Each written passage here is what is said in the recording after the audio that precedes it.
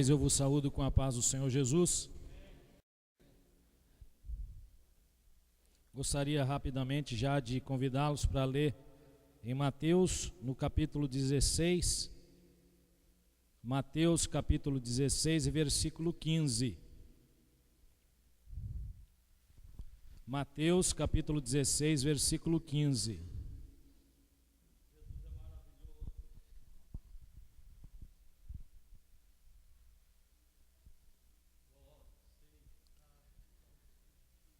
Os irmãos encontraram? Amém. Vamos ler a palavra do Senhor.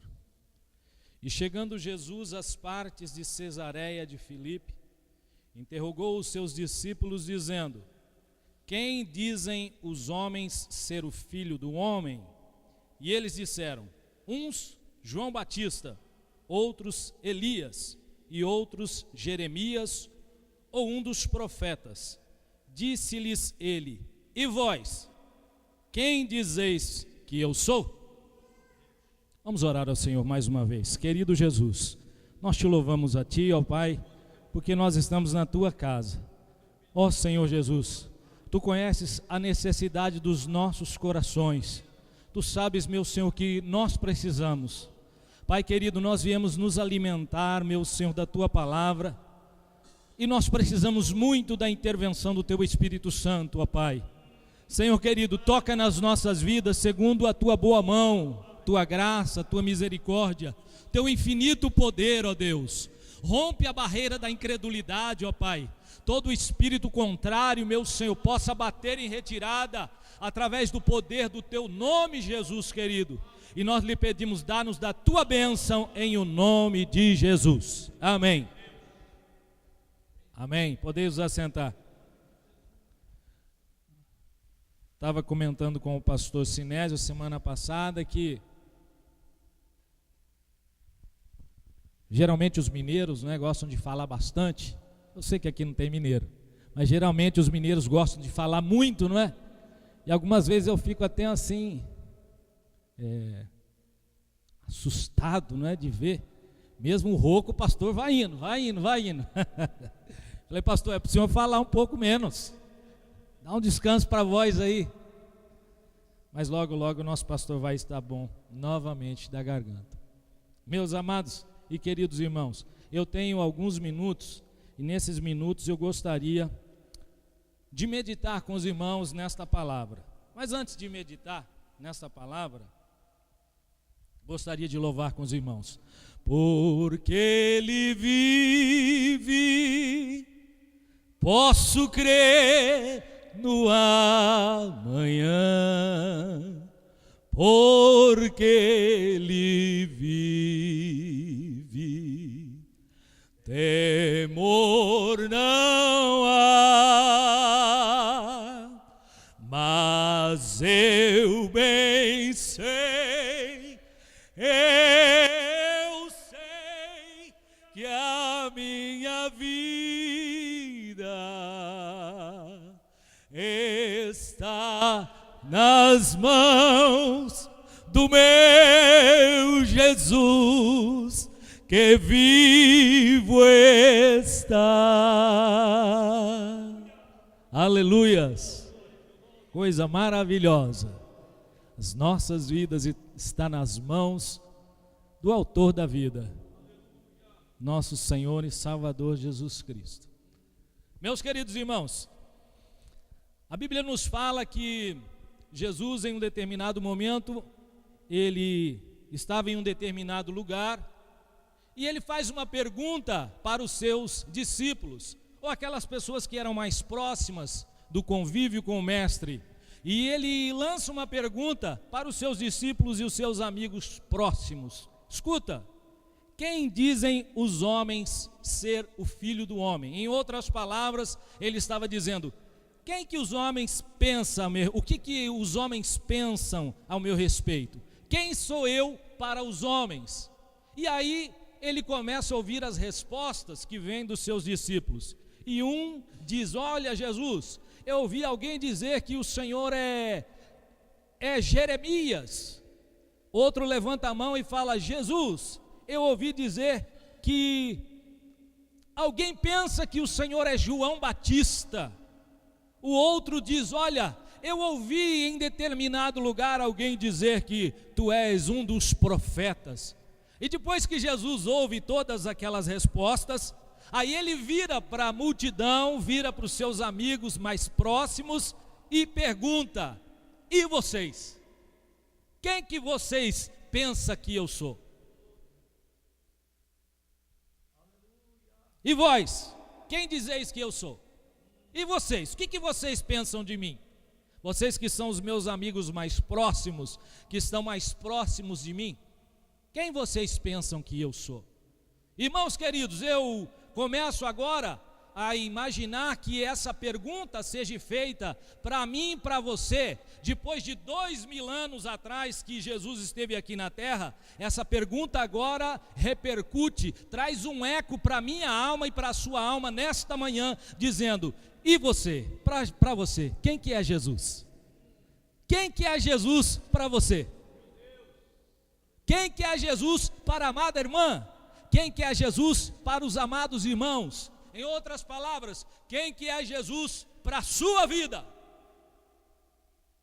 E aí, meus irmãos, provavelmente se eu fizesse essa pergunta na escola dominical aqui nas quartas-feiras, alguém ia levantar a mão e ia dizer: olha, Jesus, ele é o meu amigo, ou Jesus é o meu Deus. Enfim, talvez eu encontraria várias respostas para essa pergunta, mas eu gostaria de insistir um pouquinho mais nessa pergunta e perguntar novamente: quem é Jesus para você?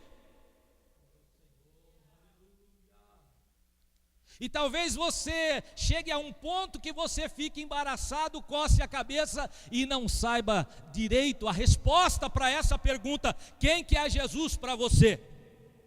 Se talvez um amigo de trabalho, um amigo de serviço ou de escola perguntasse ou fizesse a mesma pergunta para você: quem que é Jesus para você, meu amigo?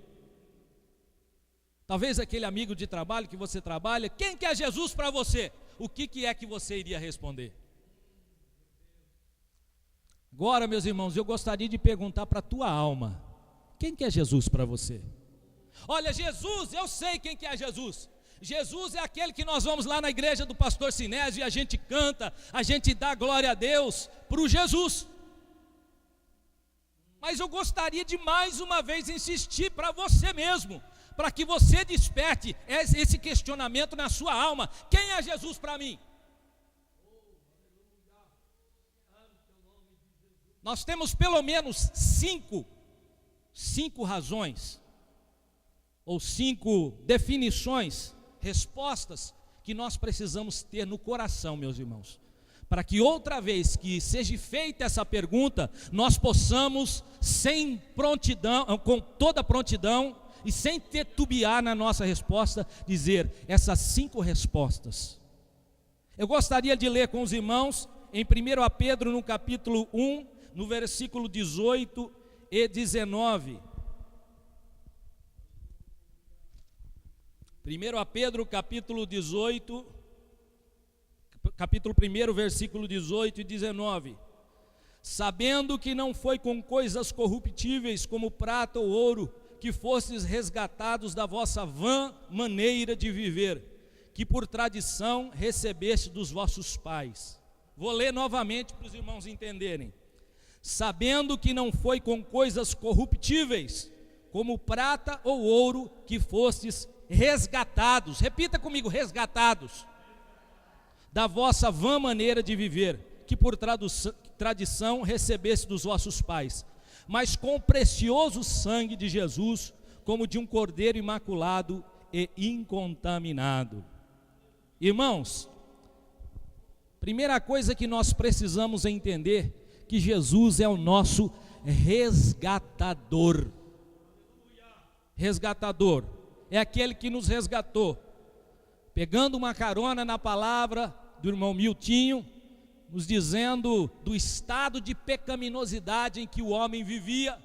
Agora, meus irmãos, através do grande amor de Deus, Ele concede o seu Filho como sendo o nosso resgatador. Os irmãos sabem que no Brasil houve uma onda de sequestro relâmpago, não é? E os sequestradores pediam o resgate. O que significa resgate? Resgate é o preço pela vida daquela pessoa que está na mão dos sequestradores. Não funciona diferente na nossa vida. Nós estávamos presos num sistema e não tínhamos condições de sair de lá, mas Jesus pagou o preço do nosso resgate. E o preço que ele pagou, meus irmãos, foi um preço extremamente alto. Foi o preço de sangue, a sua morte na cruz do Calvário, o nosso resgate. Irmãos, lá no Brasil também, aqui também existe essas ambulâncias. Lá no Brasil se chama resgate.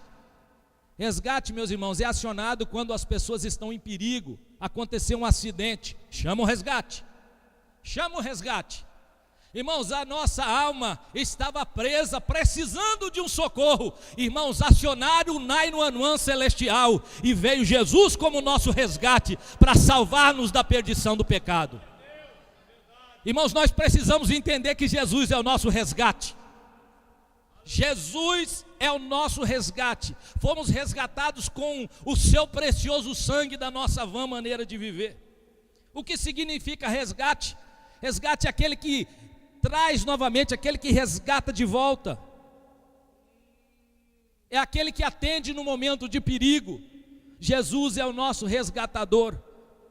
Olha, está preso e está precisando, para soltar, está precisando de ser pago o resgate.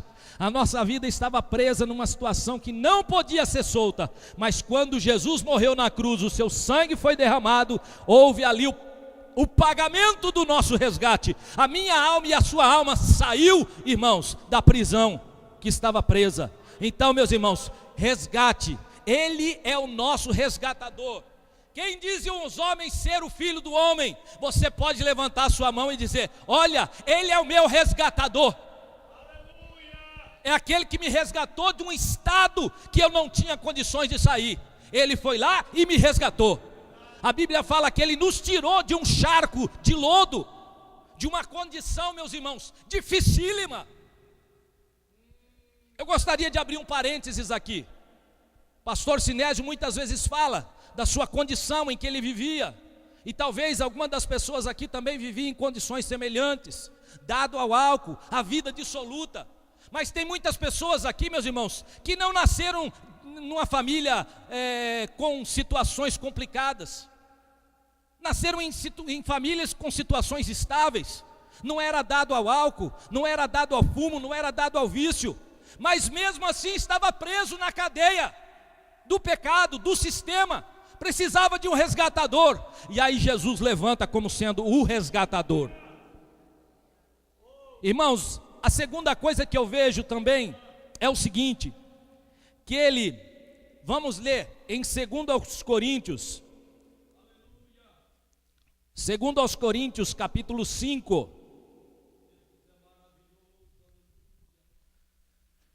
segundo aos Coríntios, Paulo escrevendo no capítulo 5, no versículo 18, está escrito o seguinte: segundo aos Coríntios, capítulo 5, versículo 18: e tudo isso provém de Deus, que nos reconciliou consigo mesmo, por Jesus Cristo, e nos deu o ministério da reconciliação. Vou ler novamente para gravar no seu coração.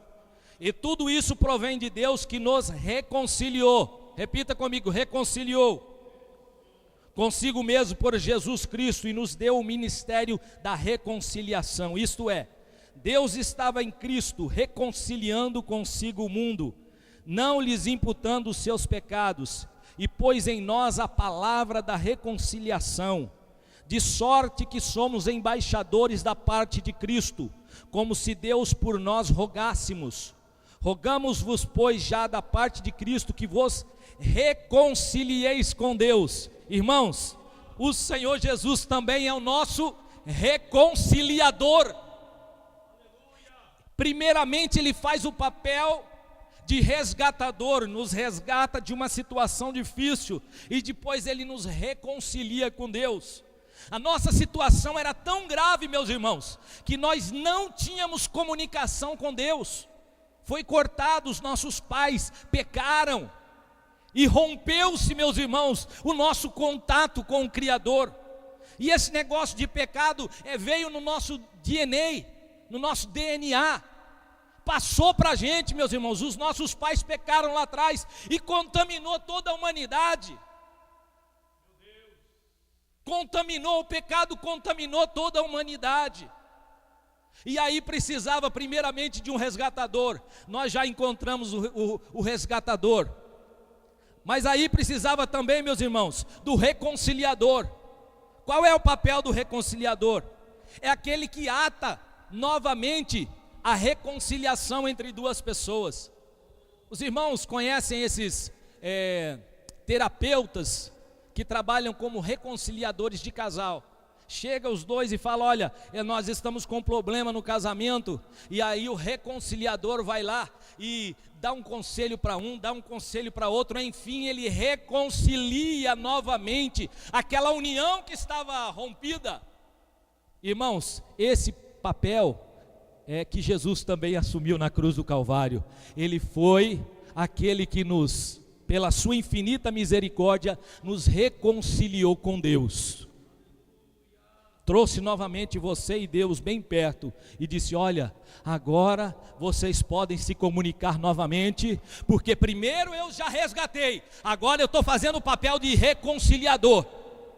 Vamos fazer essa amizade acontecer novamente. Irmãos, desde que o homem pecou e saiu fora do plano de Deus, Deus nunca se esqueceu do homem. E tem uma coisa, muitas vezes a gente fica fraco na fé e se esquece um pouco de Deus, mas Deus nunca se esquece da gente. Algumas vezes a gente fica frio na fé, as forças parecem que se vão embora, mas novamente Jesus nunca se esquece de nós. O amor dele é diferente do nosso, meus irmãos. A Bíblia fala que nós podemos pecar e falhar como homem, mas ele não falha. O seu amor é everlasting, dura para sempre. A Bíblia fala que nós podemos ser infiéis, todavia ele permanece sendo fiel. Quantas vezes nós vamos orar e a gente sente vergonha de orar? A gente fica triste porque a gente pecou tanto. Mas irmãos, nesta hora você se lembre que você tem um Cristo reconciliador lá nos céus e reconcilia novamente o seu estado espiritual para com Deus. Tem mais uma terceira coisa, meus irmãos. Eu gostaria de ler com os irmãos em Romanos. Essa eu gostaria que um dos irmãos lessem. Romanos capítulo 3, versículo 24 e até o 26. Romanos, no capítulo 3, versículo 24 até o 26. O senhor achou aí, pastor Zenas? Então vamos ouvir a voz grossa do pastor Zenas.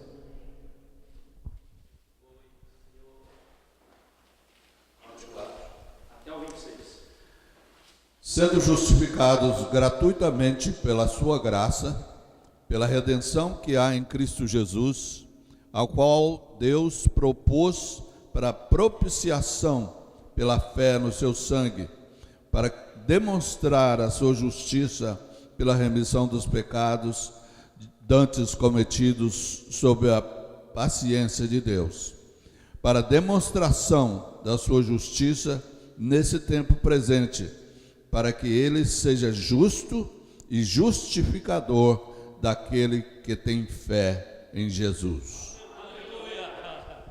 Aleluia. A Bíblia já se fala por si só, não é mesmo? Esses dias na aula eu perguntei para os alunos: irmãos, alguém sabe o que é propiciatório? Alguém me falou assim: é uma bacia. Eu quase morri do coração. Irmãos, eu não vou nem fazer aqui para não ter aquela surpresa de novo, né? Não vou nem perguntar novamente, mas tem alguns dos irmãos que talvez não saibam o que é propiciatório. Propiciatório lá no Velho Testamento significava o seguinte: o próprio Deus, no livro de Levíticos, descreve isso. O próprio Deus fala para Moisés: Moisés, constrói como se fosse uma caixa, uma arca, não é a arca do concerto, a arca da aliança. E essa arca ela tem que ser de madeira de acácia. Irmãos, madeira de acácia é uma madeira meia ruim de se trabalhar, é uma madeira que não tem muito valor, madeira de acácia. E o Senhor pede para Moisés construir uma caixa, a arca, e depois forrá-la com ouro, era a arca da aliança.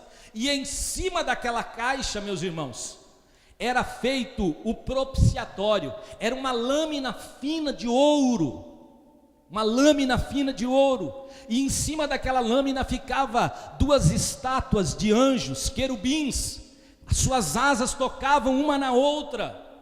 E aí uma vez por ano o sacerdote espargia o sangue de um animal sacrificado lá fora, e entrava no Santíssimo uma vez só por ano, e ele espargia o sangue daquele animal no propiciatório, naquele lugar. E a Bíblia fala que Deus falava com o sacerdote no propiciatório.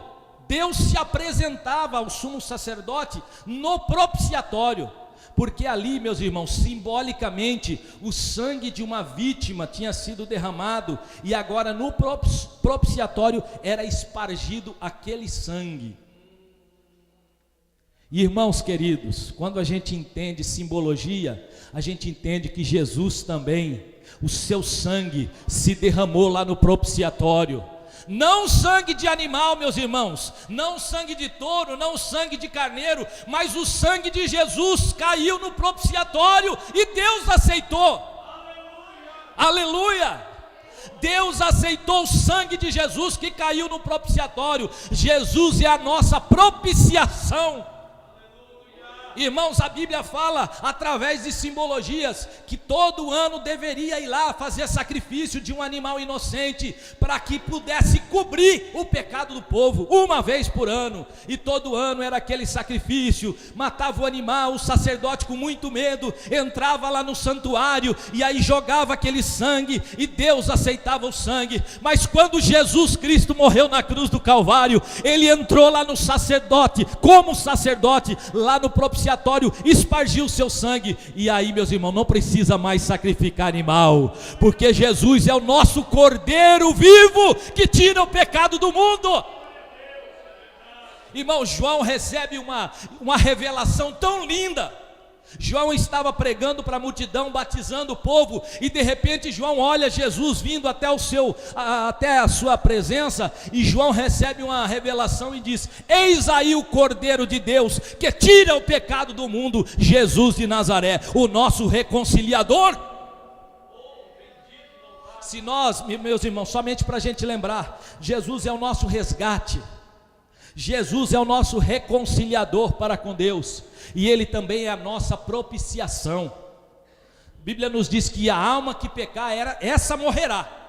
Irmãos, para a gente não tinha condições, era morte mesmo, morte eterna, espiritual. Estou dizendo de morte eterna, morte espiritual. Mas Jesus, meus irmãos, Ele como propiciador foi lá no propiciatório, derramou o seu sangue e nos garante, aleluia, perdão dos nossos pecados.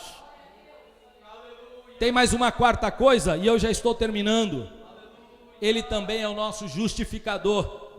Gostaria também que os irmãos lessem no livro do profeta Isaías, no capítulo 53 e no versículo 11.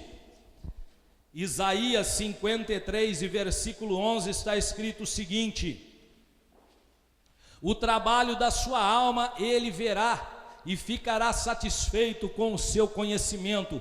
O meu servo, o justo, justificará muitos, porque as iniquidades deles levará sobre si. Irmãos, olha só, o meu servo justo justificará a muitos. Quando você tem um convite para ir, para atender, aí você não pode ir, aí você manda o quê? Uma justificativa. A Bíblia está dizendo aqui, meus irmãos, que o justo justificará muitos, porque as iniquidades deles levará sobre si. Sabe o que aconteceu lá no Calvário, meus irmãos? Era para mim e para você estar lá, mas Jesus tomou o nosso lugar lá na cruz do Calvário, meus irmãos. Ele nos justificou. É como se Jesus estivesse dizendo para Deus Pai: olha, Sinésio não era para o Sinésio estar aqui, era para o Zenas estar aqui, sem título nenhum, e para os demais irmãos, José Crispim estar aqui na cruz, irmão Márcio estar aqui na cruz, as irmãs estar aqui, mas olha, eu vou justificá-los, eu vou tomar o lugar deles aqui na cruz do Calvário. Aleluia! E aí, meus irmãos, ele assume o papel de justificador. O lugar que era para mim e para você ocupar, ele toma o lugar e diz: pode sacrificar o cordeiro, porque eu tomo o lugar dos meus servos aqui na cruz do Calvário. E isso nos garante, meus irmãos, entrada direta e garantida no reino da glória. Aleluia! Oh, bendito é o Senhor nosso Deus. Veja que interessante, ele vai lá, nos resgata, nos reconcilia com Deus, ele nos justifica, meus irmãos. Esse é o nosso Deus, é o Deus que nós estamos servindo. Você precisa saber quem é Deus, irmãos. Quem é Jesus para você? Jesus é aquele que me resgatou. Eu não tinha condições, mas ele me resgatou. O preço do meu resgate era muito alto, mas ele pagou. Depois ele me reconciliou com Deus Pai. Oh, bendito é o nome do Senhor Jesus.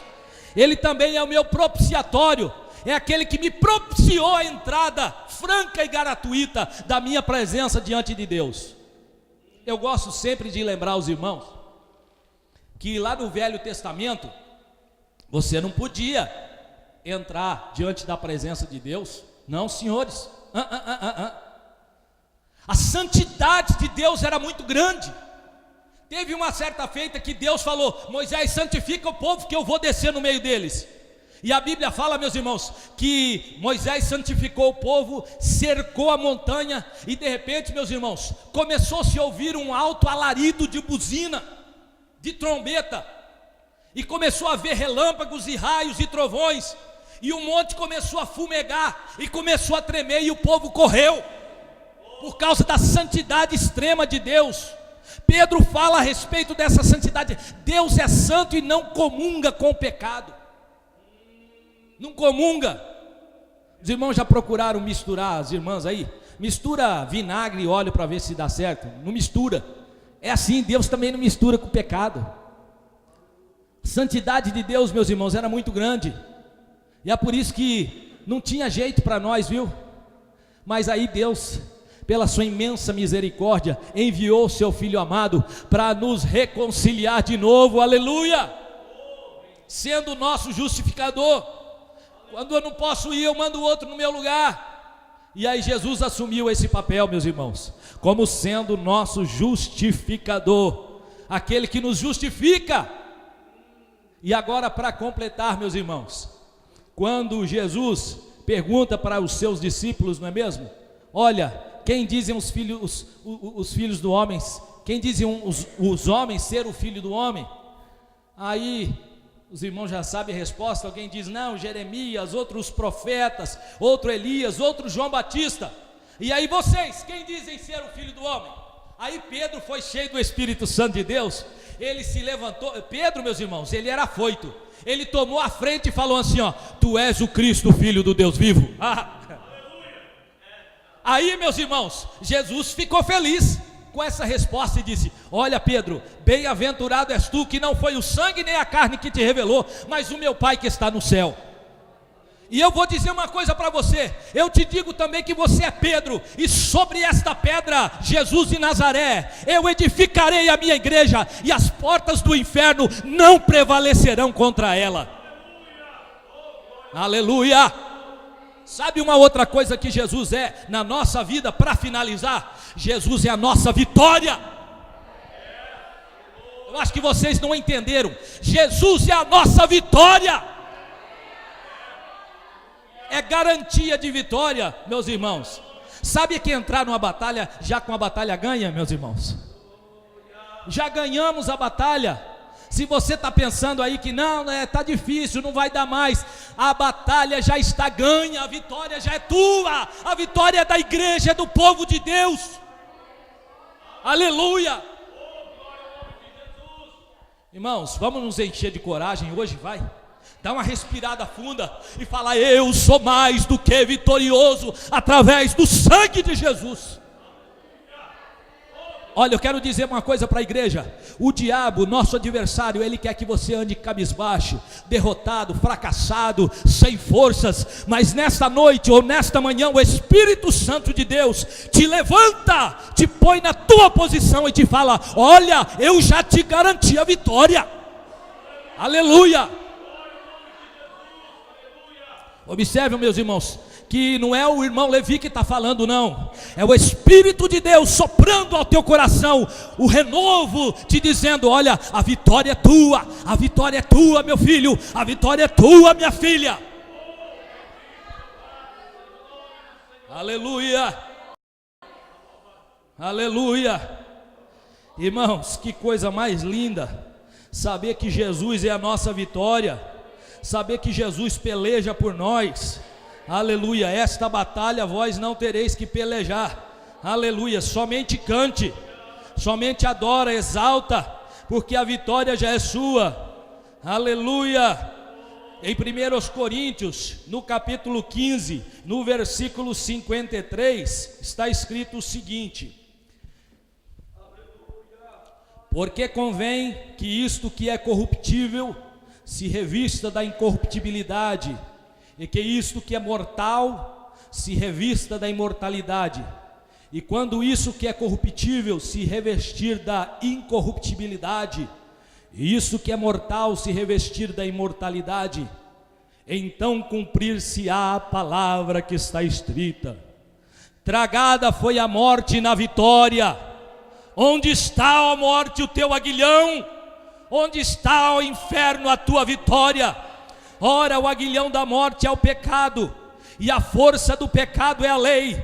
Mas graças a Deus que nos dá a vitória por nosso Senhor Jesus Cristo. Aleluia.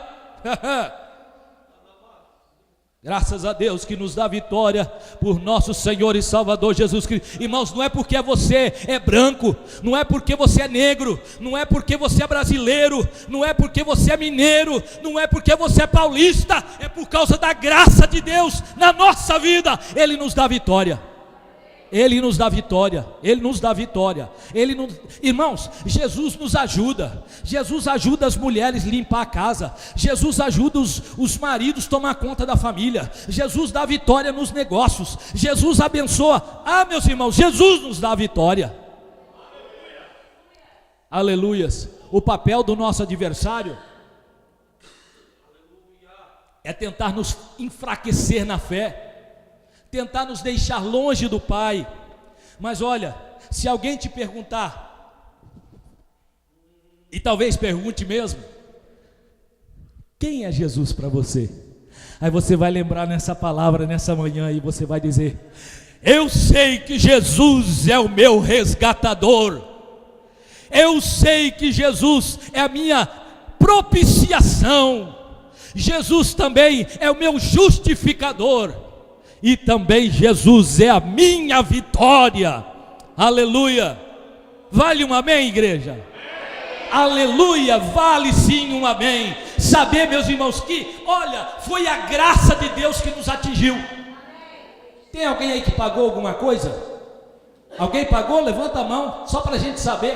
Porque se você pagou, nós vamos devolver o seu dinheiro. Porque a Bíblia fala que foi a graça de Deus, o favor não merecido que nos alcançou. Não tinha preço, não tinha preço o nosso resgate, mas Jesus nos resgatou. Só para finalizar: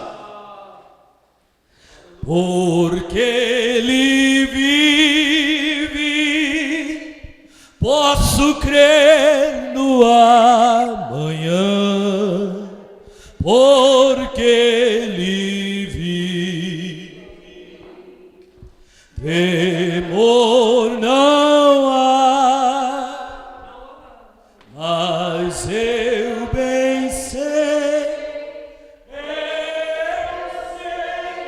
que a minha vida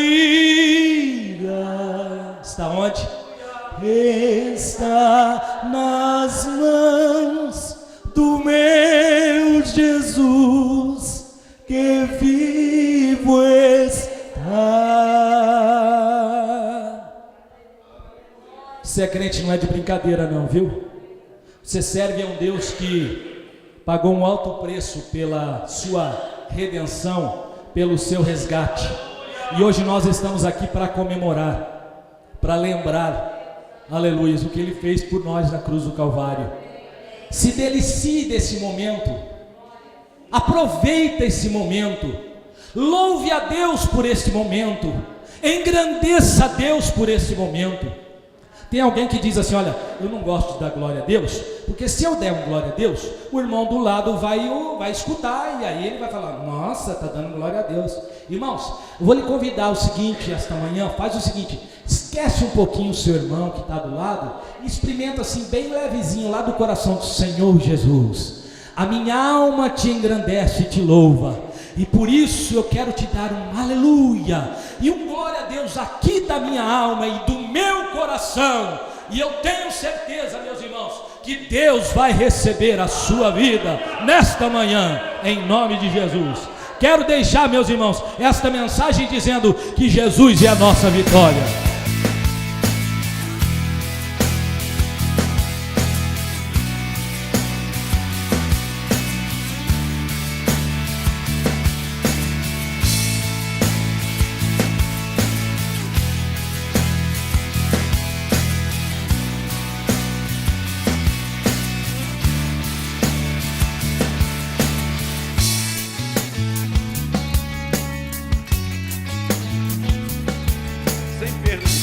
Não perde tempo, a gente só ganha tempo. Eu não preciso nem me apresentar mais, já sou de casa mesmo, graças a Deus por isso. Eu quero convidar você a se colocar de pé e abrir a sua Bíblia. Deus é bom, amém, irmãos? A presença de Deus é real neste lugar. Eu quero que você, por favor, não se distraia, mas fique muito atento. Deus vai falar com você nessa manhã, mais do que já falou, porque Deus já falou aqui, já dava até para a gente orar, ministrar ceia e receber muitos milagres. Lucas capítulo 10, por favor. Lucas no capítulo 10. Louvamos a Deus pela vida do pastor Sinésio, tem sido bênção. Ele e a sua família, ele que tem nos abençoado, nos transportado, nos alimentado também. Isso é bom, né? Que coisa boa. Deus abençoe. E essa casa... Aleluia, glória a Deus. 10:38 de Lucas. Quem encontrou, diga amém. Diz assim a palavra do nosso bom e eterno Deus: caminhando Jesus e os seus discípulos chegaram a um povoado onde certa mulher chamada Marta o recebeu em sua casa. Maria, sua irmã, ficou sentada aos pés do Senhor, ouvindo a sua palavra. Marta, porém, estava ocupada com muito serviço. E aproximando-se dele, perguntou: Senhor, não te importas que minha irmã tenha me deixado sozinha com o serviço? Diz-lhe que me ajude. Respondeu o Senhor: Marta, Marta, você está preocupada e inquieta com muitas coisas. Todavia, apenas uma é necessária. Maria escolheu a boa parte, e esta não lhe será tirada. Amém? Senhor, nós te louvamos, porque estamos na tua casa, nesta hora, um momento em que nós iremos refletir sobre a nossa caminhada, a nossa jornada, a nossa vida, uma manhã de ceia. E quando lemos a tua palavra, queremos ouvir do Senhor agora o que o Senhor tem para nos transmitir. Que não seja o eu, não seja o homem, que o eu diminua, esconda-me no esconderijo secreto do Senhor, mas Cristo venha a ser glorificado aqui nesta manhã. Fale conosco, aqui é a tua casa, esse povo é teu. nós rejeitamos tudo que não provém de Ti, toda resistência à Tua palavra, toda sonolência, distração, encantamento, nós rejeitamos, mas queremos apenas o Senhor. Fala conosco e nós iremos Te louvar para todo sempre, em nome de Jesus. Amém. Abancai-vos e sabei que o Senhor é Deus. Você está preparado para ouvir o que eu tenho para falar para você nessa manhã? Pergunta ao seu irmão, você está preparado ou preparada? Eu quero falar nessa manhã de uma forma muito rápida, muito sucinta, sobre a diferença entre o religioso e o adorador. Todas as vezes que você lê a Bíblia Sagrada, em especial no Novo Testamento, você sempre verá uma referência, primeiro Jesus falando com os judeus. Jesus, primeiro ele fala com o seu povo, com os judeus. As parábolas, alguns textos comparativos que Jesus usa, primeiro ele está falando para os judeus. Poderíamos até dizer que Marta e Maria representaria aqui no primeiro momento os judeus e os gentios. Porque os judeus eles são muito preocupados no fazer, têm zelo de Deus, mas sem entendimento. São religiosos em extremo, ao ponto até de certa forma, anular os mandamentos do Senhor por meio das suas tradições. Enquanto que gentios, que somos nós, a igreja tirada do meio dos gentios, não se preocupa muito com uma liturgia pesada do judaísmo, que não se preocupa tanto em ter esse zelo exacerbado, mas tem o prazer em servir, em adorar ao Senhor Jesus, em estar aos pés do Mestre. Poderíamos também dizer que esse texto poderia ser aplicado a dois tipos de crente. Dois tipos de crentes que estão nas nossas igrejas. A igreja do Senhor, porque nós somos a igreja. A igreja não são as paredes, a igreja somos nós. Você é a igreja do Senhor. E Deus nos chama de uma forma muito particular e especial. E na realidade, a pessoa que ela é íntima de Deus é uma pessoa adoradora. E intimidade é uma questão de escolha. Tudo na vida é uma questão de escolha. Nós temos o livre-arbítrio. Deus não nos obriga a nada. Deus é tão bom, porque Deus é amor, que se o homem disser, eu quero ir para o inferno, Deus fala, pode ir, fica à vontade. Se o homem disser, eu quero o céu, Deus fala, então venha para o céu. Por quê? Porque Deus é amor. Quem ama não manipula, quem ama não obriga, quem ama não torna cativo, quem ama dá liberdade. Então Deus nos deu a liberdade, Ele colocou dentro de nós esta decisão, a liberdade da escolha. Eu decido o que eu quero ser, eu decido se eu quero Deus, se eu não quero. Você decide. Na realidade, essa liberdade para quê? Até para que você não fosse escravo do bem. Porque se Deus não tivesse deixado o mal, ou permitido que o mal existisse, seríamos escravos do bem. Então você não teria a escolha de ser mal, seria só bem. Então Deus fez o homem não como um boneco de marionete. O homem não é um robô, o homem não é um fantoche. O homem, ele tem sentimentos. Você é um espírito, tem uma alma e habita um corpo. E você decide o que você quer fazer. Tem pessoas que já decidiram em ser tristes. Tem pessoas que já decidiram em ser amargas. Tem pessoas que já decidiram a viver no sofrimento. Tem pessoas que já decidiram, meu amado, que vai continuar com a vida como está. Mas existem pessoas que estão determinadas a vencer. Existem pessoas que já decidiram que vão ser felizes. Existem pessoas que já decidiram que não vão aceitar o fracasso como estilo de vida, porque serve um Deus que é poderoso, um Deus que é misericordioso, um Deus que é Senhor dos céus e da terra. Tudo na vida é uma questão de escolha. Eu escolho. É como a fé. Eu escolho se eu vou ter fé ou não. Porque a Bíblia diz assim: sem fé é impossível agradar a Deus. Então o homem decide, ele pode até não ter uma grande fé, mas ele tem fé e fala: Deus, aumenta a minha fé. Eu decidi ter fé, eu quero caminhar por fé, eu quero ver a luz no fim do túnel, e a minha luz é Jesus. Eu sei que há uma solução para a minha vida. O homem decide isso, e quando ele toma uma decisão, Deus então vai honrá-lo, porque os céus se movem por reações.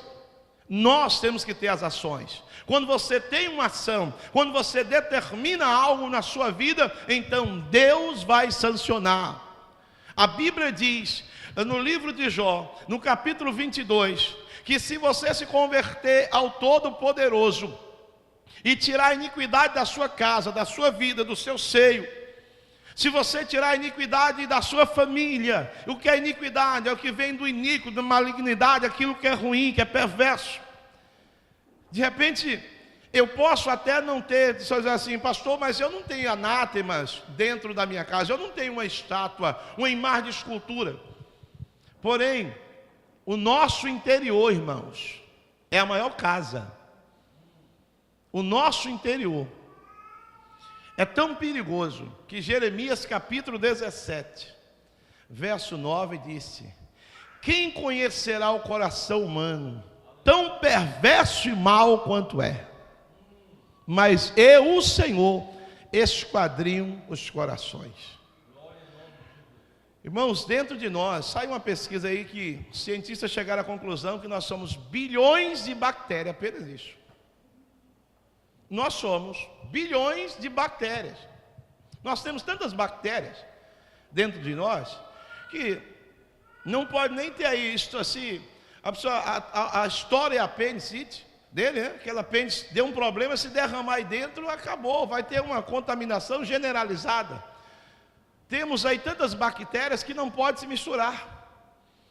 Outro dia eu vi um especialista, um dentista, né, um camarada formado, e ele dando uma palestra, ele disse que as pessoas gostam muito de usar aquele líquidozinho para gargarejar, antisséptico.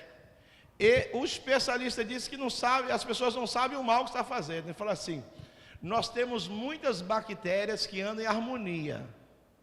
Quando você coloca o antisséptico na boca, você ameaça as bactérias, elas começam a reagir e começam a lhe trazer problema. Tanto é, temos tantas bactérias que certas partes do corpo não podem contaminar com a outra, porque senão vai ter um problema sério.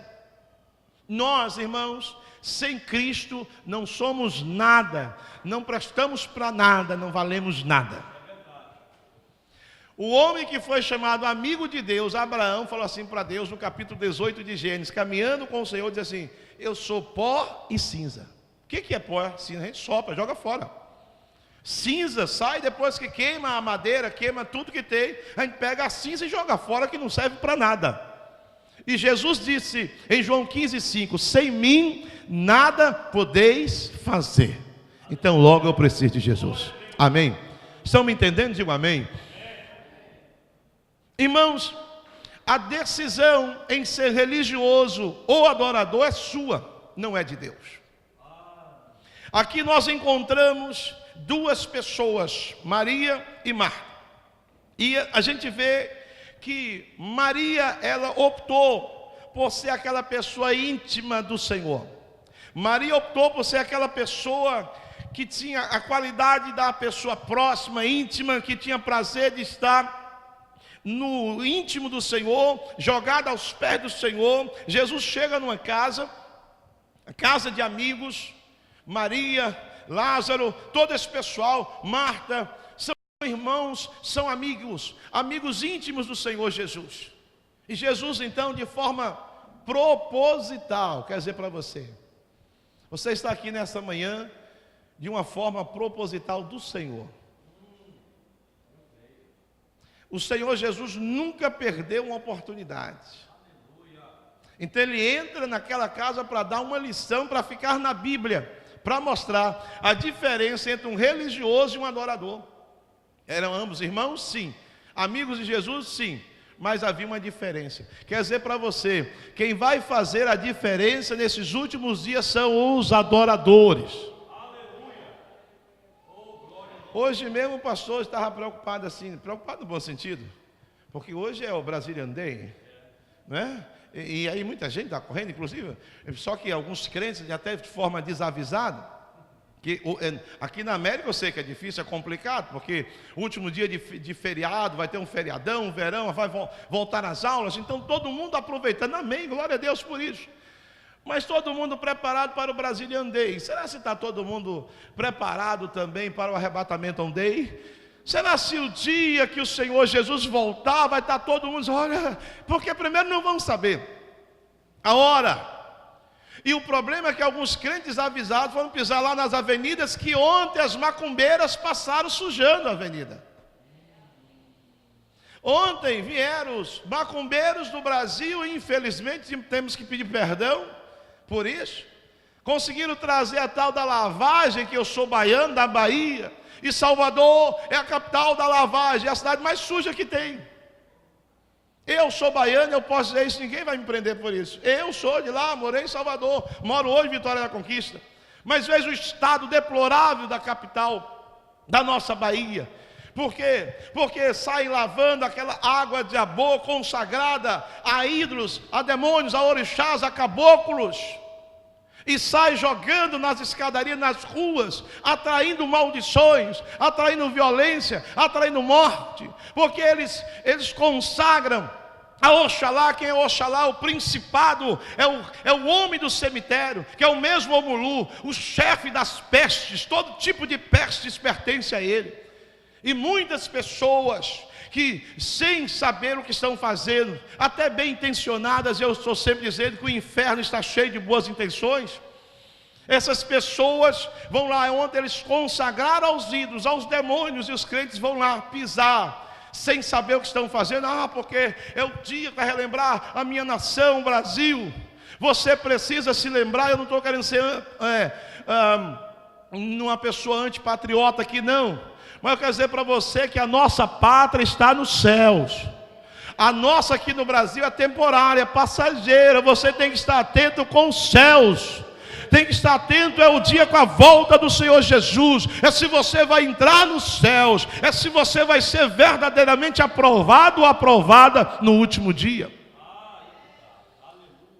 Irmãos, eu creio, me perdoe, não é nada de doutrina não. Pelo amor de Deus, me desculpe. Doutrina é com o pastor da igreja. Eu acredito, creio eu assim, que um adorador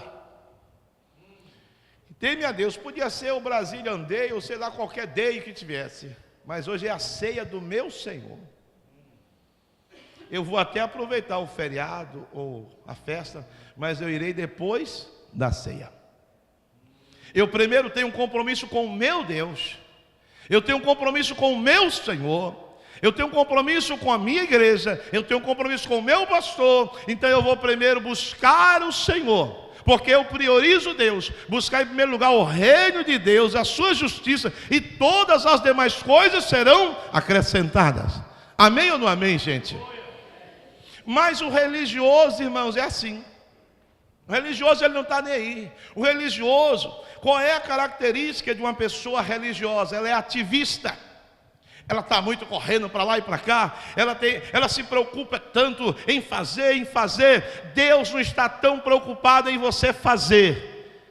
Deus te chamou para você ser igual a Ele, ser igual a Jesus, que haja em vós os mesmos sentimentos que houve em Cristo Jesus. Tem gente que está tão preocupada em fazer, tanto no secular. Eu tenho que armazenar, eu tenho que ganhar, eu tenho que trabalhar, eu tenho que aproveitar, porque são os últimos dias de verão. Que coisa boa, é isso mesmo. Mas será se essas pessoas, elas estão preocupadas em ter o caráter de Jesus? Como é que era Jesus, irmãos?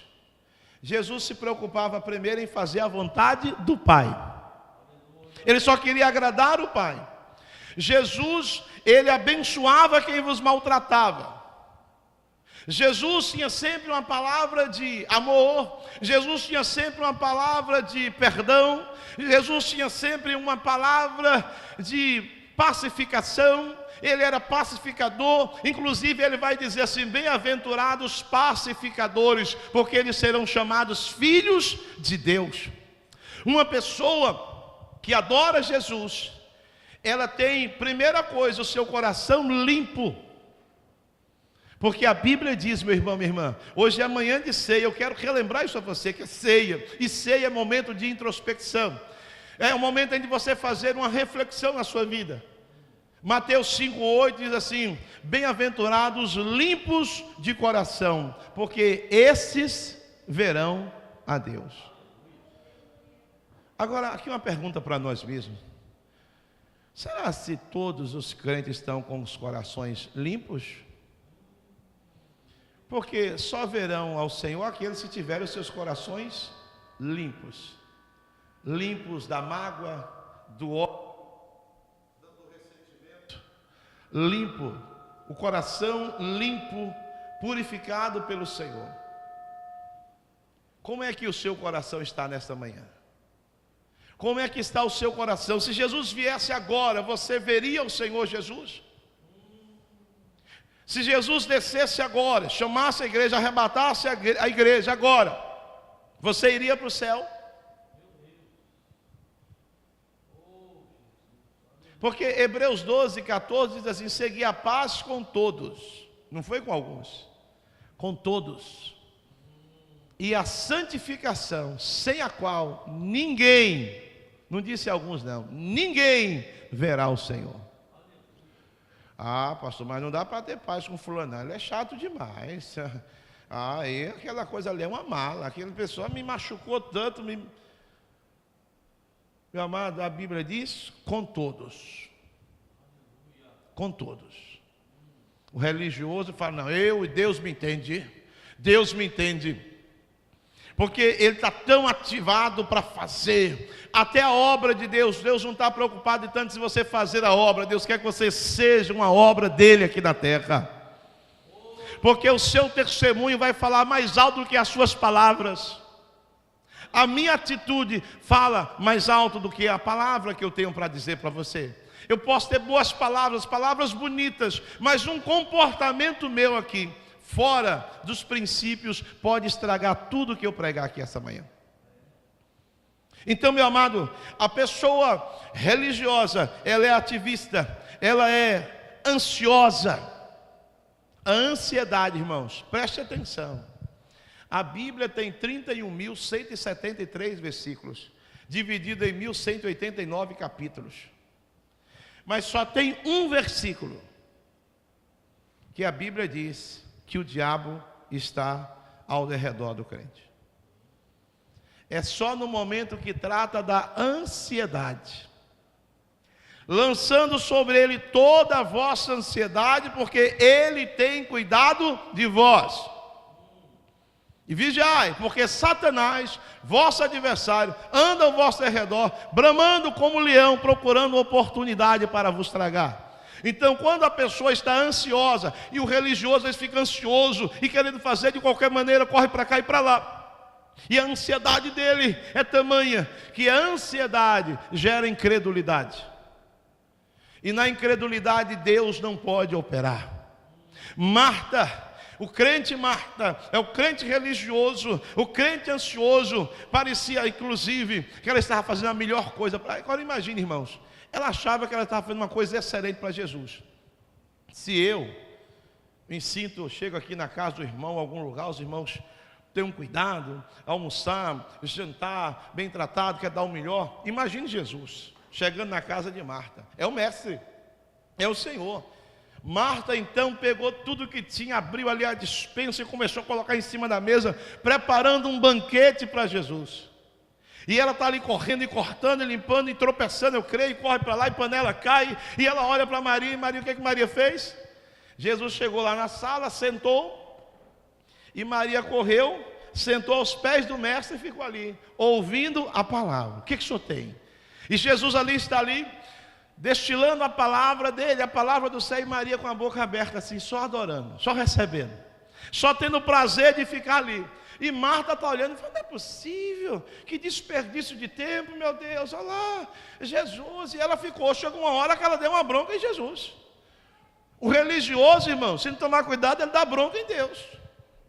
Não, o senhor não está vendo? Aí, eu não aceito, está errado. Quem é você para questionar Deus? Quem sou eu? Jesus não te dá conta que eu estou preparando aqui um banquete para o senhor, e Maria está aí, olha só os seus pés, é para o senhor, dá uma bronca nela. Porque eu vou agradar o Senhor com o quê? Com o meu fazer. Eu vou mostrar os meus dotes, as minhas qualidades. Eu sou. Jesus falou: Marta, Marta, coitada de você. Você anda atribulada, ansiosa, preocupada, com tantas coisas, porém uma só é necessária. E Maria foi inteligente, que ela escolheu a melhor parte, que não vai ser tirada. Qual é? Ficar aos pés do Senhor, intimamente com o Senhor, ouvindo do Senhor, recebendo do Senhor. O adorador, meu amado, ele tem essa característica, mas o religioso não. O religioso, ele é precipitado, ele é ansioso, ele é ativista e ele é murmurador. Não murmure da sua vida. Não reclame da sua vida, porque a nossa língua amplia os nossos desertos. O nosso deserto é do tamanho da nossa língua. 40 anos o povo ficou no deserto, porque o coração cheio de mágoa, de ódio, de briga, de guerra. E no deserto, e Deus no meio, e falando, e manifestando-se a eles. Mas o desejo deles era distante do Senhor. E eles começavam a murmurar. E por que murmuraram? Porque 10 homens murmuraram, falaram mal da terra, achou que era difícil, deixou Deus de lado e preferiram a murmuração. A Bíblia diz que para 40 dias de viagem, para cada dia Deus deu 1 ano de castigo. Foram 40 anos no deserto por causa da língua. O religioso murmura. A pessoa religiosa, ela murmura do culto, do horário, do barulho, do pastor, do governo, da chuva, do frio, do vento, do calor, tudo ela murmura. Se está caro, se está barato, tudo ela murmura na vida, e isso amplia desertos. Hoje, se ouvides a voz do Senhor, não endureçais o vosso coração. Está lá em Tiago 3, ele diz isso. Lá em Hebreus ele vai dizer isso, como lá no deserto. Hebreus 3,8 diz: se você ouvir a minha voz, não endureçais o vosso coração. Como eu tive desgostoso com o povo por 40 anos no deserto, porque só murmurava. Maria estava murmurando. Meu irmão, minha irmã, não murmure. A hora que você tiver que reclamar da vida, dê glória a Deus. Quando você tiver com uma situação difícil, glorifique o Senhor, chame o Senhor. Abraão foi um homem chamado amigo de Deus. Mas no momento mais difícil de Abraão, quando Deus o chamou, o fez uma promessa, e ele estava na maior dificuldade, a Bíblia nos diz, lá no capítulo 4 de Romanos, no versículo 19, que na hora da prova, Abraão não enfraqueceu na sua fé, ele foi fortalecido, porque ele dava glória a Deus. Você está passando uma luta, glorifique o Senhor. Se você está passando uma luta, Deus está querendo te ensinar algo. Não se esqueça disso, o deserto é a escola do Senhor. O deserto é uma academia de Deus. O Rodrigo leu aqui ainda há pouco que o menino cresceu aonde? No deserto. Foi preparado no deserto.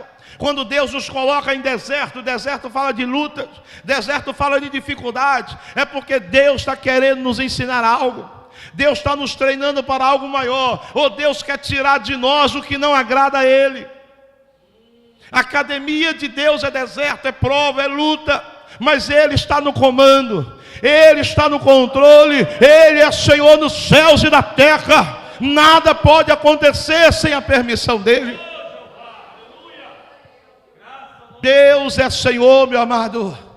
Agora, quando a pessoa ela está nesse estado apenas religioso, ela murmura, ela reclama, e ela também é uma pessoa precipitada, ela quer tudo no seu tempo. Eu quero dizer para você, Deus vai fazer algo na sua vida, Deus vai operar milagre na sua vida, mas é no tempo de Deus. Você precisa esperar no Kairós de Deus. Você tem que dizer: Senhor, Tu és Senhor dos céus, da terra, Tu és Senhor do tempo, e o tempo pertence ao Senhor. Então no tempo do Senhor, Deus vai operar um milagre. E seu tempo pode ser agora, pode ser hoje. Basta você receber. Maria se precipitou? Não, ela correu para os pés de Jesus, ficou lá. Ela não quis nem saber se a comida ia demorar, se ia até almoço ou se não iria até almoço. Marta poderia ter dormido sem aquela.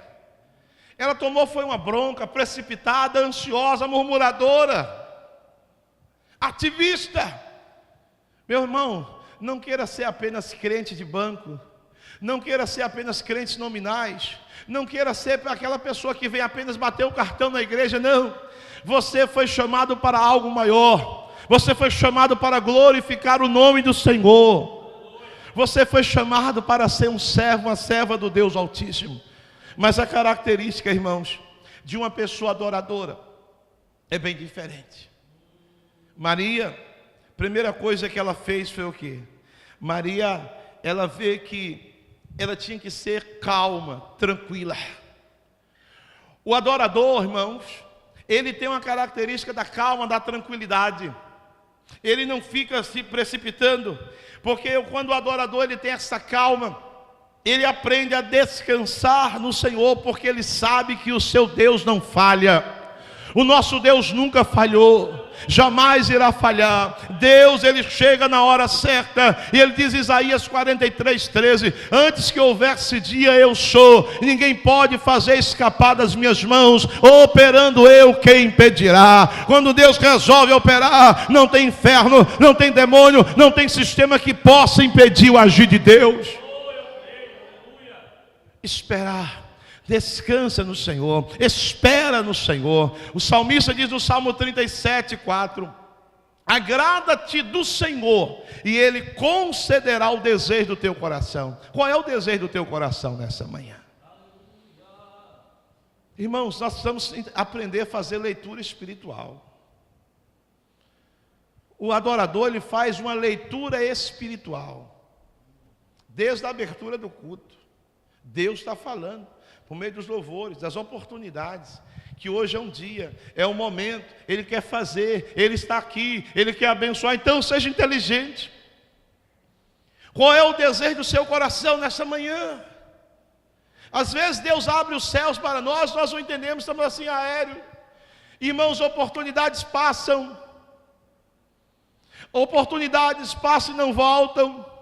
Se Deus te trouxe aqui nesta manhã, está dizendo para você que esta é a manhã do seu milagre, da sua bênção, da sua vitória, da transformação da sua casa, do seu casamento, do seu relacionamento, da sua saúde, das suas finanças. Eu não sei qual é o seu problema, mas Deus tem a solução para o problema que te aflige nessa manhã. É igual a pessoa quando ela não tem essa sensibilidade de fazer leitura espiritual, ela fica assim, esperando, as coisas acontecem. Teve um pastor no interior de São Paulo, que ele estava orando ao Senhor, porque ele queria que a igreja dele, que só tinha 30 membros, crescesse. Ele já estava tão cansado. Ele orava. Um dia, ele está de joelho assim no púlpito orando, e Deus fala para ele, peça agora o que você quer que eu vou te dar. E ele disse, oh Deus, dobre o número de membros desta igreja. Não passou muito tempo, o número passou de 30 para 60 membros, também estabilizou.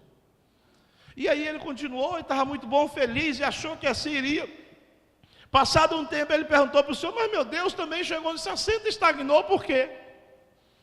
Deus disse, naquele dia, eu perguntei para você o que você queria que eu fizesse. Você pediu para dobrar, e eu dobrei. Se tivesse pedido para multiplicar, muitas vezes assim teria sido feito. Mas você pediu só para dobrar. Então, nesta manhã, Deus está perguntando para você, o que quer que eu te faça? Porque o adorador, ele tem essa característica, ele espera, ele confia. E ele se sacrifica por isso, porque na calma, às vezes você tem que sacrificar um certo pensamento, uma certa ansiedade, e na calma, você vai refletir na sua vida. Porque, irmãos, é muito bom quando a gente está com a mente tranquila, descansando em Deus, quando nós temos a nossa vida diante do Senhor, nas mãos do Senhor. Porque quando Ezequias, que foi um adorador, Ezequias, ele foi um adorador, ele revolucionou, ele restaurou a adoração em Israel, ele tirou a impureza, a imundície, e ele então estabelece a adoração e busca apenas adorar. Ezequias era tão ousado que tudo que ele precisava, ele ia para adoração, e adorar, a palavra prosconeio é prostrar, lançar os pés e beijar. Adorar não é só ficar, oh glória, ou cantar. Adorar é um estilo de vida. Você escolhe ser um adorador, você busca ser um adorador, você quer estar aos pés do Senhor, você quer ser íntimo de Deus, quer andar com Jesus, só pensa em Jesus, só quer fazer a vontade de Jesus e só quer chamar a atenção de Jesus. Ezequias, no dia que chegou o profeta de Deus, não era um profeta de Araque não, chegou o profeta de Deus e disse a ele: você está doente? Possivelmente ele estava com uma doença na perna, que era uma ferida, um câncer, um mal na sua perna, e o profeta disse para ele: você não levantará dessa cama, você vai morrer. Deus mandou vir aqui. Ah, que notícia, o profeta chegava, eu vim aqui, ô profeta, pode entrar. E aí? Pois não, eu vim aqui, ele dá um recado. Qual foi? Deus mandou dizer que você vai morrer. Ordene a sua casa, ordene tudo, pague as contas, arrume o seu reino, porque você vai morrer. Dessa doença que você está aí na perna, não tem cura não. Não adianta nem amputar a perna, você vai morrer com esse mal que está na sua perna. Não diz o tipo da enfermidade, mas possivelmente um câncer, um mal na perna dele. Você vai morrer. O que foi que ele fez? Ele disse: oh Deus, tenha misericórdia. Não. Ele disse: ah, tá bom, fazer o quê? Já vivi muito? Não. Não. A Bíblia diz que lá em Isaías 37, ele virou para a parede, chorou e disse: Deus, lembra-te como eu tenho andado na tua presença. Irmãos, lembra-te, Senhor. Ele está dizendo assim: eu tenho dado um bom testemunho, eu tenho sido um adorador, tenho sido um servo, fiz tudo que o Senhor mandou. Agora é isso que eu vou receber? Não, Senhor, não aceito isso não. Não, lembra-te como eu tenho andado na tua presença. Ele chorou muitíssimo, diz o texto. E Isaías entregou a profecia e saiu. Quando Isaías estava lá no pátio do prédio, do palácio, Deus manda Isaías voltar. Volte lá e diga a ele: ouvi a tua oração e vi as tuas lágrimas. Ou seja, eu vi o teu quebrantamento, o teu reconhecimento, eu vi a tua adoração, eu vi que você realmente confia em mim, você acreditou e você está com crédito mesmo, porque você fez o que eu mandei, você andou na minha presença, você preferiu me adorar. Então diga para ele: você não morrerá mais deste mal, mas você terá mais 15 anos de vida. E assim foi. Sabe quem foi o remédio que ele mandou colocar na perna? Pasta de figo. Não foi a pasta de figo que curou. Deus disse: você não morrerá. E só para curar a ferida aí, coloca uma pasta de figo e pronto.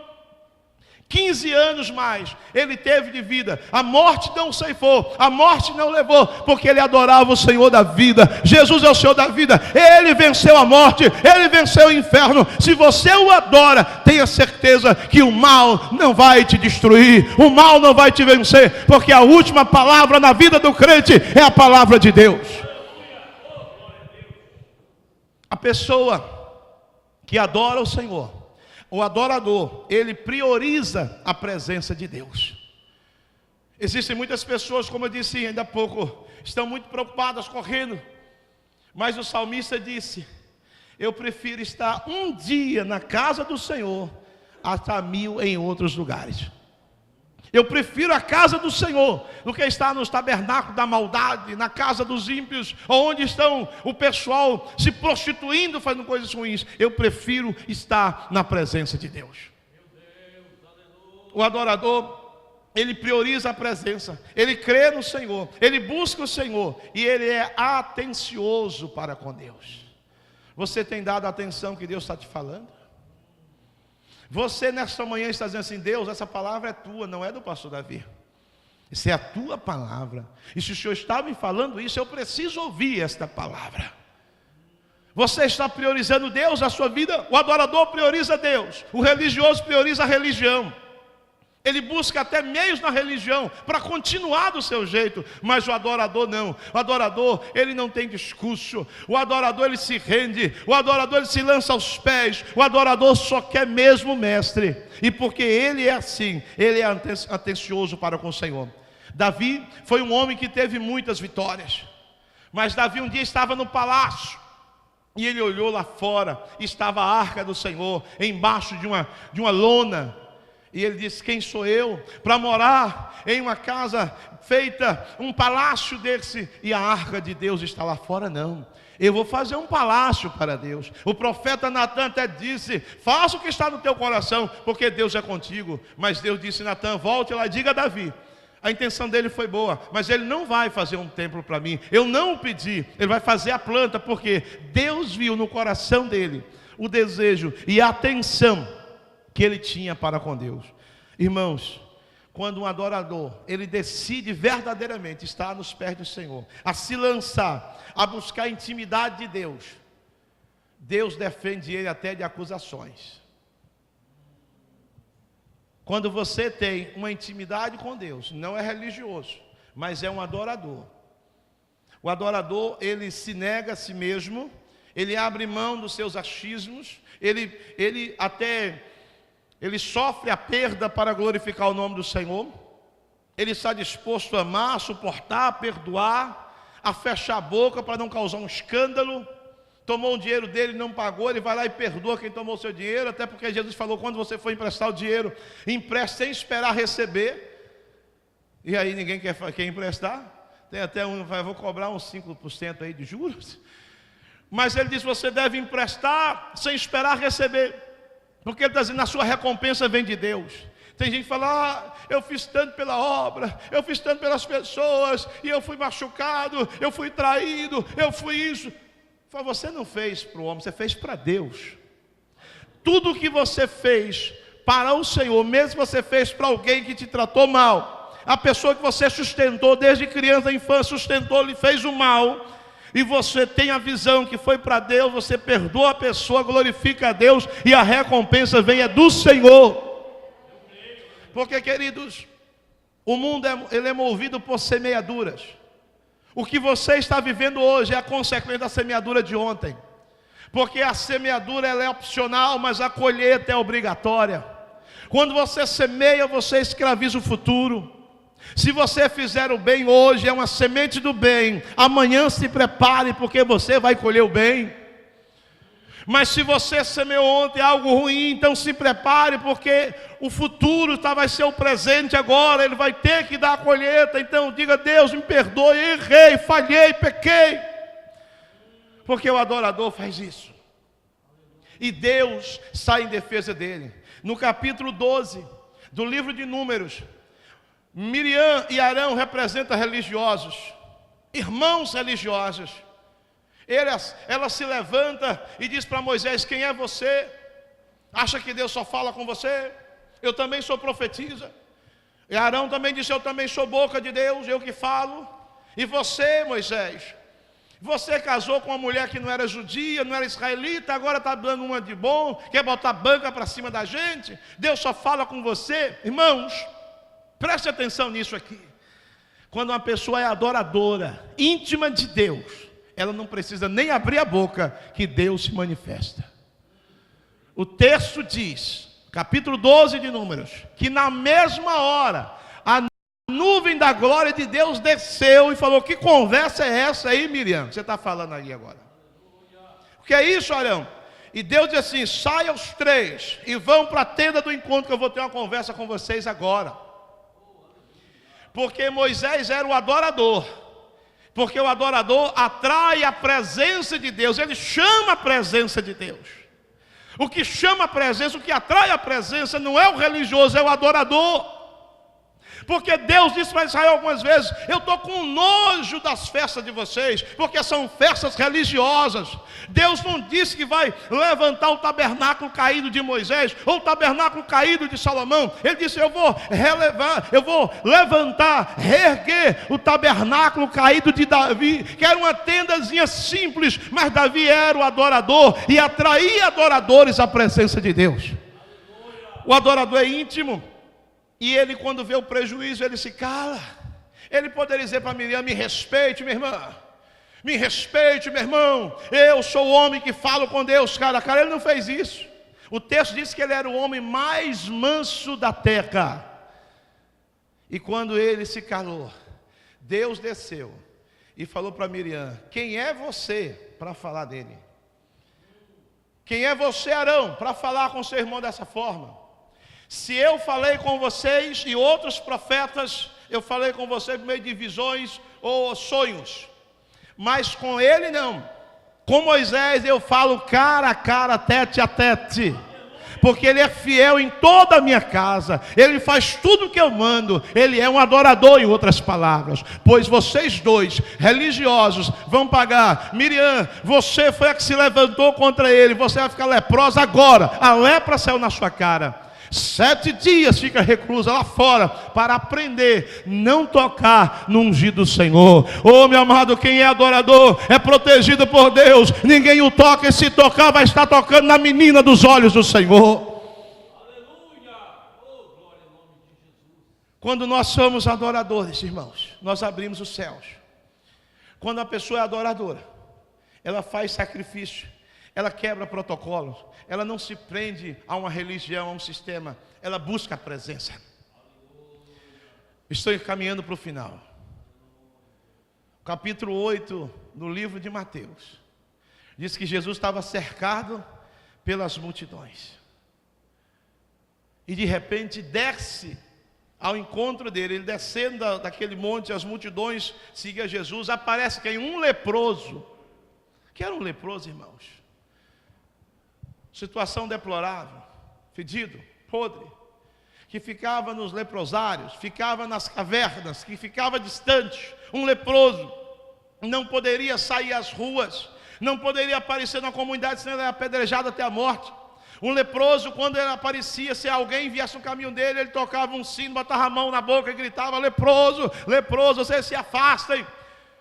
E se as pessoas cismassem, davam pedradas até a morte. Mas um leproso ouviu falar de Jesus. Um leproso estava numa reunião, quem sabe como essa aqui agora de manhã. Ele ouviu Jesus passando, e ele ouvia que Jesus era a solução para os seus problemas. Ele viu que Jesus era a única solução para o estado deplorável que ele estava. Hoje a hanseníase tem cura. Se for descoberta cedo, hanseníase tem cura. Naquela época não tinha. Lepra matava, lepra deixava a pessoa no estado deplorável. As mãos os dedos iam caindo, a pessoa ficava podre, mal cheirosa, isolada da sociedade, da família, condenada à morte, o inferno. Mas o leproso, quando viu Jesus, ele não se preocupou se ele seria apedrejado, se ele seria morto. Ele abriu a multidão e ele não gritou leproso, leproso. Ele foi aos pés de Jesus, caiu nos pés de Jesus, adorando, diz o texto. Ele caiu adorando e disse: Senhor, se quiseres, pode tornar-me limpo agora. Jesus disse: é claro que eu quero. E Jesus, que não poderia, Jesus era um rabino, era um mestre. Se ele não poderia tocar em pessoas comuns, imagine no mestre Jesus. Mas Jesus, vendo a autoridade daquele homem, a coragem e a posição dele de se prostrar para adorar, Jesus não só respondeu ele, mas Jesus estendeu a mão e tocou nele e disse: é claro que eu quero, seja curado agora. E imediatamente a lepra sumiu.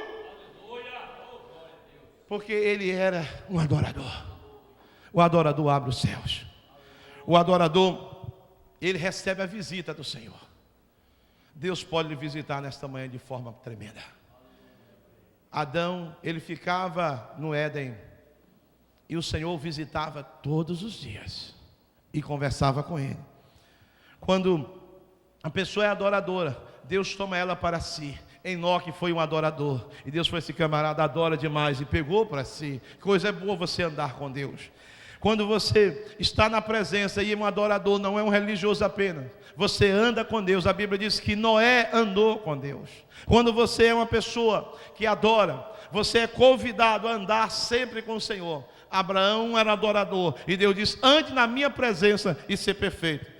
Moisés foi o homem que atraiu a presença de Deus por meio da adoração. Maria ficou aos pés do Senhor, e ela disse: eu prefiro o Senhor, eu quero estar com o Senhor. Ela não importou com o que a irmã ia falar, ela se preocupou com o Senhor. E quando você é adorador, irmão, minha irmã, o adorador, ele atrai vida para a sua casa, e ele repreende a morte. Quando Lázaro estava morto, 4 dias morto,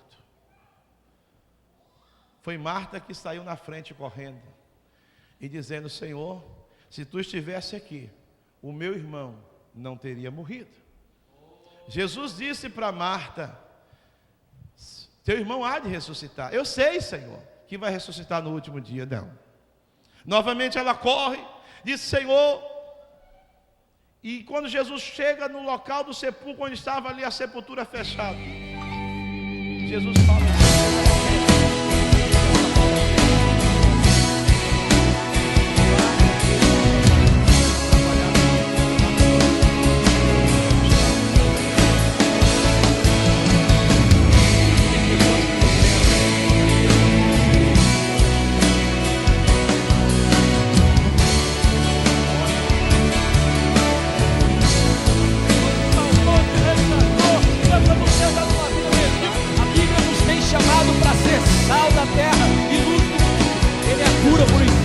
Ele é restauração para o caído.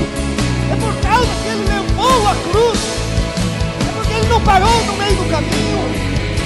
Ele não deixou a cruz dele. Nada.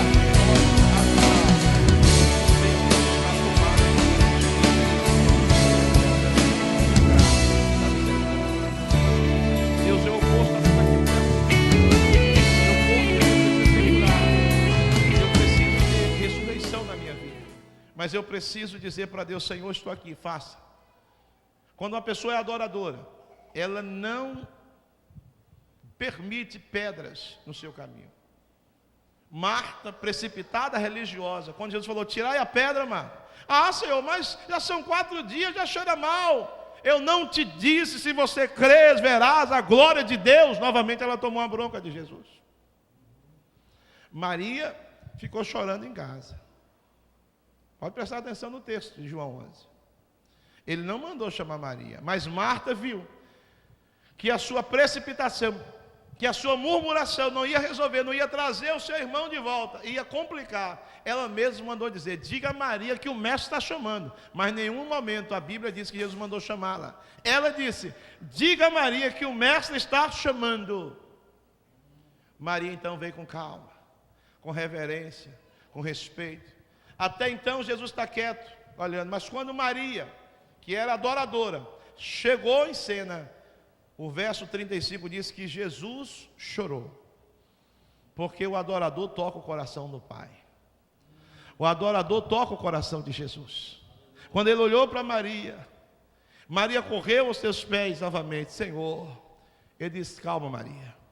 É como ele está dizendo assim: não chore, você tocou o meu coração. Ele diz: Pai, eu quero agora uma unção dobrada. Pai, eu quero que o Senhor me ouça. Eu sei que o Senhor sempre me ouve, mas eu estou dizendo isso para que essas pessoas creiam que o Senhor existe.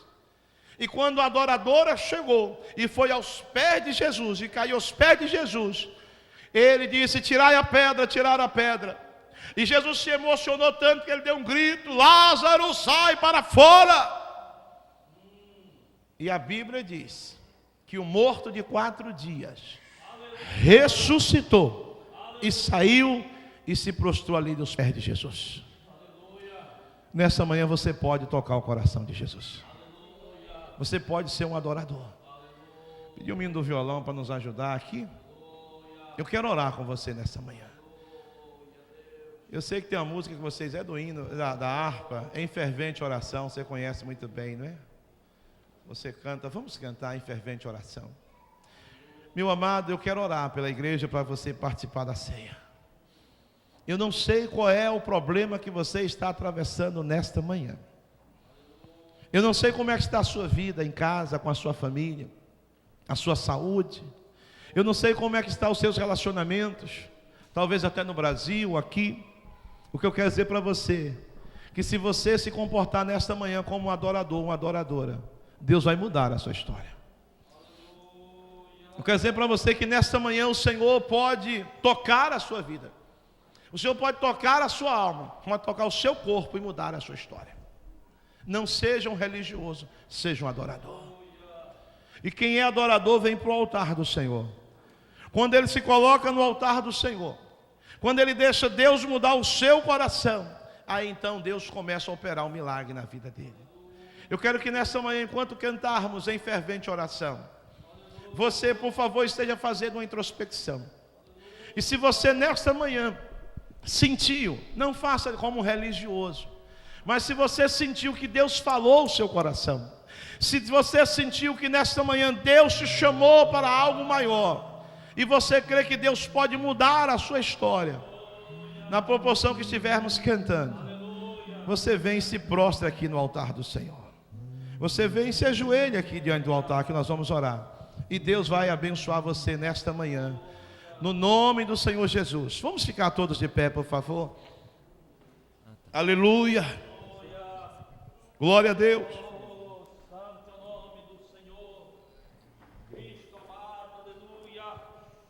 Quando tudo perante o Senhor estiver, Deus vai operar um milagre.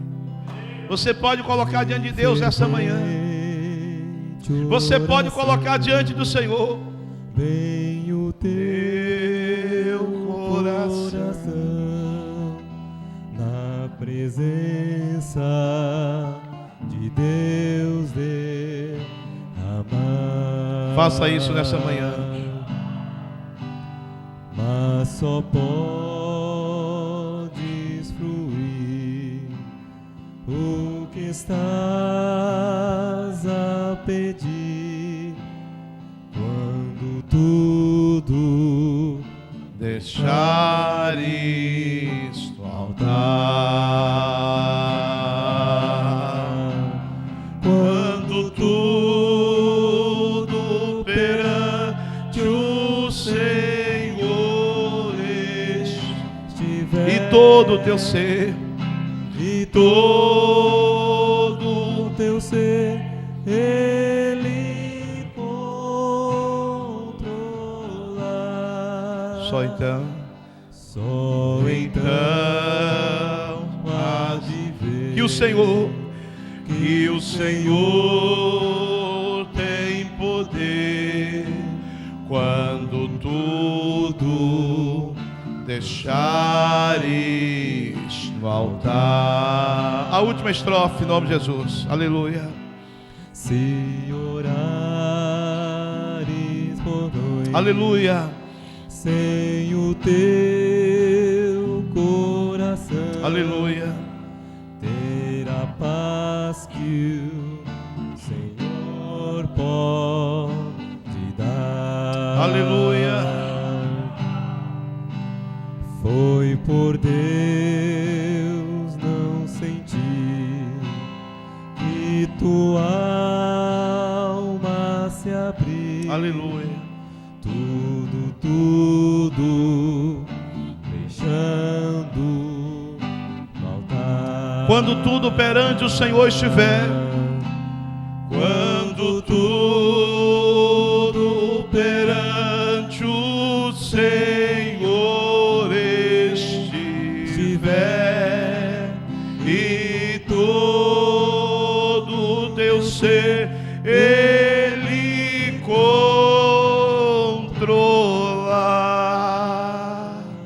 só então has de ter que o Senhor tem poder. Se você nesta manhã Quando tudo entendeu a mensagem e você diz: Senhor, eu quero ser um adorador, eu quero ser uma adoradora, eu quero, Senhor, que o Senhor mude a minha história, e eu creio que o Senhor pode operar um milagre. Nós vamos cantar o coro e você sairá do seu lugar. Se você quer, se você entendeu, vem aqui à frente, eu vou orar por você.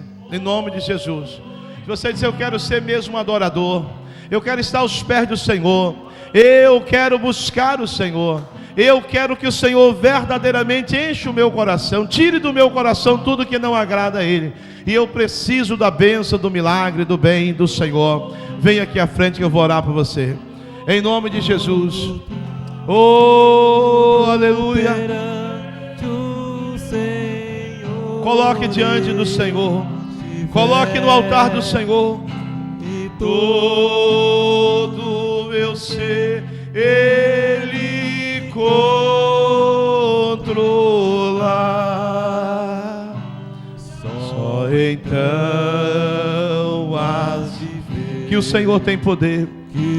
Oh, Espírito Santo, Espírito Santo de Deus, aqui estão essas vidas, são tuas filhas que vieram à frente e dizer, Senhor, eu não quero ser religiosa, mas quero ser uma adoradora. Pai, aqui tem vidas que tem dores, tem dificuldades, tem lutas, tem provas. Nesta manhã venha sobre a vida delas, Senhor. Entra com a resposta nesta manhã. Elas estão como Maria, dizendo, Senhor, eu estou aos teus pés. Eu não quero ser uma religiosa, mas eu quero ser um adorador, uma filha. Oh Deus, aquele que te adora, toca o teu coração. Então venha nesta manhã sobre as suas filhas, derramando da bênção, da unção. Toque o coração delas nesta manhã. Oh, que o Espírito do Senhor nesta manhã encha a tua vida de alegria, que o Senhor nesta manhã venha cumprir na tua vida aquilo que Ele tem determinado, que os projetos de Deus para a tua vida, para a tua casa, para a tua família, venha agora sobre a tua vida. Recebe de Deus nesta manhã, que o Senhor venha te encher. Se prepare para estes dias, e o Senhor estará operando milagres. Esse dia tu terás boas notícias, verá Deus agindo na tua vida, porque Ele é fiel.